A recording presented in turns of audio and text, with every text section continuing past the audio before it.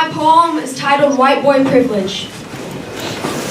Dear women, I'm sorry. Dear black people, I'm sorry. Dear Asian Americans, dear Native Americans, dear immigrants who come here seeking a better life, I'm sorry.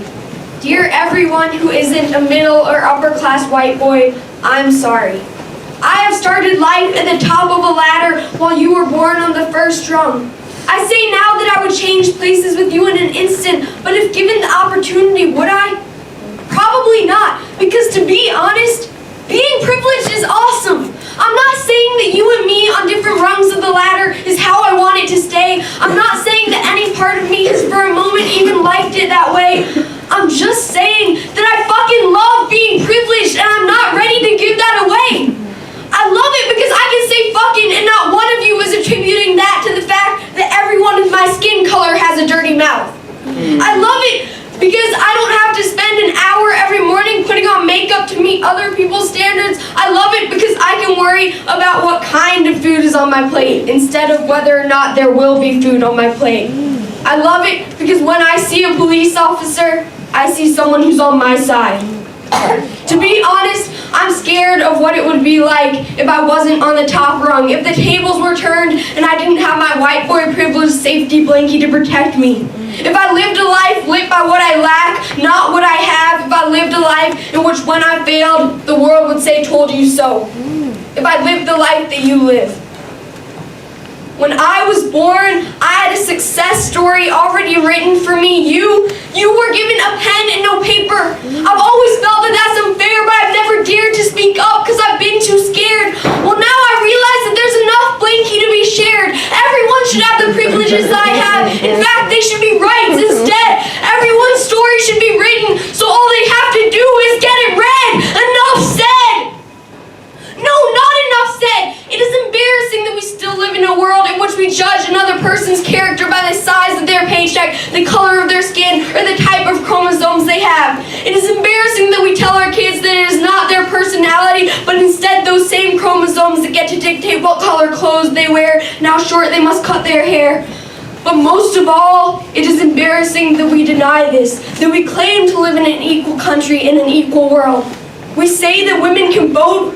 Well, guess what? They can run a country, own a company, and throw a nasty curveball as well. We just don't give them the chance to. I know it wasn't us 8th grade white boys who created this system, but we profit from it every day.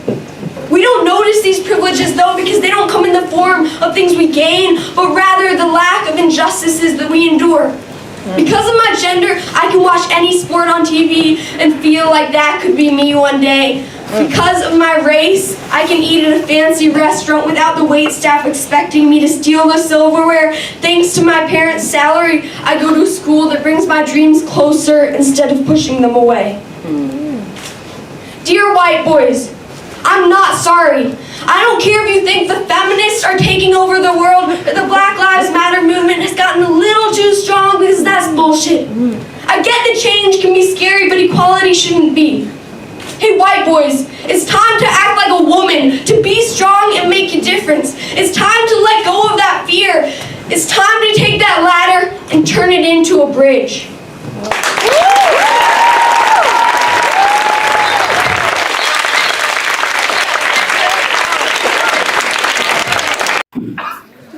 You have the right to remain silent. Anything you say or do at this point will not really matter because your skin color has already confessed to the crime. All right.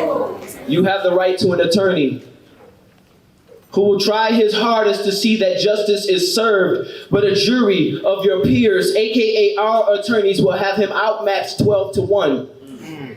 If you cannot afford an attorney, one will be provided to you free of charge because he is also on our payroll.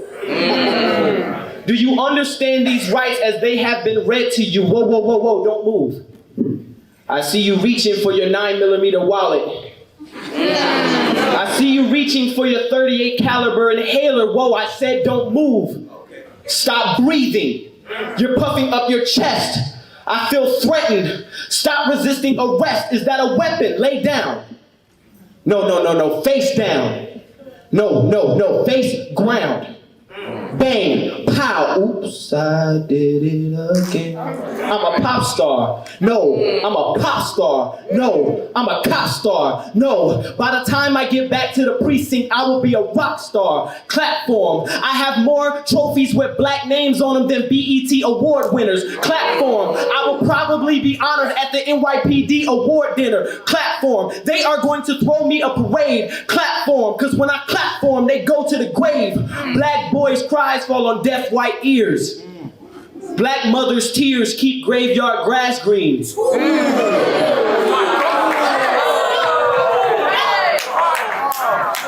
Black mothers' tears keep graveyard grass green, and black men's bones are the gavel with which judges finalize false convictions. Wake up, black boys. It's time to declare war.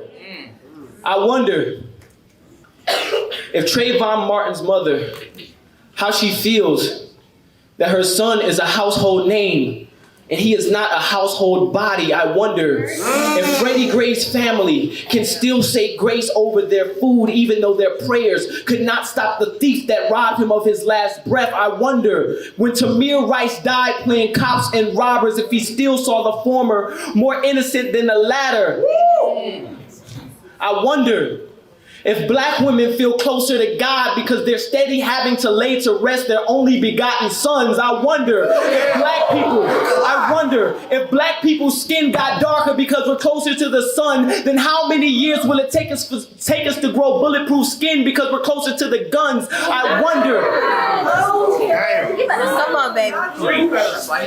I wonder if black people's skin got darker because we're closer to the sun, how many years it will take us to grow bulletproof skin because we're closer to the guns. I'm tired. I'm tired of going to funerals where babies are being buried in boxes bigger than the ones they used to put their toys in. I'm tired of not being able to say, see you later to my friends. We're steady practicing our goodbye words to each other. I'm tired of not being able to tell my girlfriend, let's wait until we're married. I'm scared she will walk down the aisle and see me in a box before she sees me in a tuxedo. I'm tired. I'm tired. I'm tired. I'm tired because I'm forced to stay woke in a society whose laws are written as lullabies to black people. I'm tired. I'm tired. I wonder if America will be alarmed when she wakes up and sees black folk ain't sleeping no more because the American dream is the African American nightmare. I'm tired. I'm tired. I'm tired because I'm forced to stay woke. And if I finally go to sleep, I might stay asleep forever. Hello guys, my name is Golden Boy and I'm the owner of this channel, Golden Boy. So I'm really grateful that you have listened to this video up to this point, and I believe that you have learned the points from these two gentlemen, that is a boy and a child. So all of them are talking about white privileges, and also all of them are also talking about the black oppression. So dropping bars on bars, I find it somehow disheartening that poetry and music are the only outlets for black men to speak passionately without being labeled the angry black man. Same goes for black women, but this is why I love poetry, like a space to be angry without being judged, because my God, they are all angry. In the last year, I went from a heartbreak to just hungry African American. Like, I don't cheat on riots, but I want those streets hot. I have openly said I wanted to see that precinct burned to the ground. I didn't take joy from it. Our younger generation are really angry, and rightful so. With all the black men murdered by white cops, they have the right to have the audacity to light that match with all hopes and prayers that there are no victims in the awakening. Yeah. So there's not much I can relate to what when it comes to black men, which is why I read books written by prominent black men and women. But I relate to him, tired of being woke. I'm just a basic African boy. And I'm tired of trying to convince friends that racism still exists. Like, I don't like being called woke because it always sounds like a joke at my expenses. I'm just tired of being awakened to the horrors while millions of white people comfortably sleep with their privilege every night.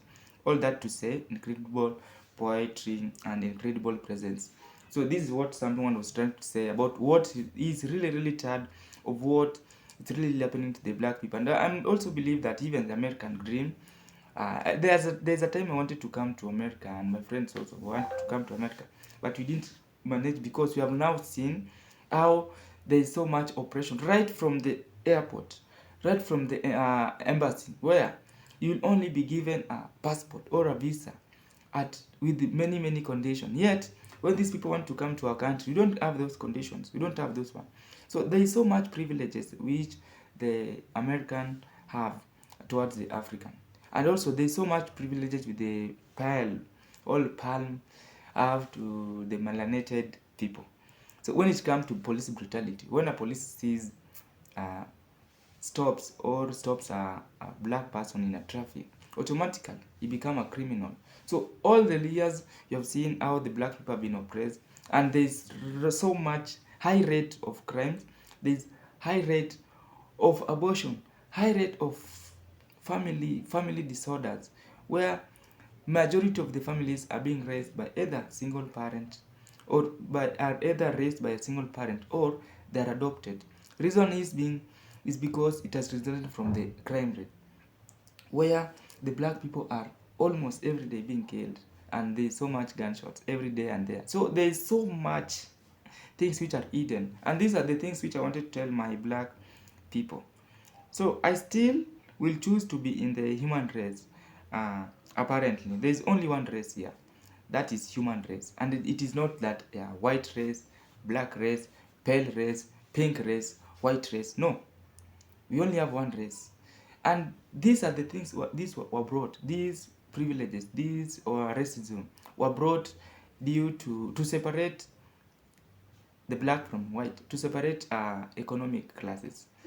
So a human race, a human who sees another human and know that this is a human, no matter the color he has, no matter the DNA he has, no matter what type of family or background he's coming from. This is where you need to belong. You don't need to see someone as because you are coming from Africa. No, I don't need to talk to you. I don't need to get associated with you. No, because you are coming from this. No, it is high time we stop this. And these are the things which have always been spoken through poem and music. But who listen? No one. So I hear this youth from the depth of my soul, and I'm really tired of seeing our children. I'm really tired of seeing our children that I have taught and had some type of connection to them. I'm tired we as brown, chopped skin tone into individuals don't wake up, we'll be eliminated one day. And even with the same brand of cars, there are those that are valued more than others. People who look alike have been fighting amongst themselves since time immemorial. Behaves learned from within and extended outward. It is also true. The black people are fighting with the black people because who is more darker than the other one, and the white people are also fighting they are themselves. So these are things which are happening. It is happening within and also with outside. Okay. So I didn't have much. Don't want to waste your time here. Thank you for watching these videos.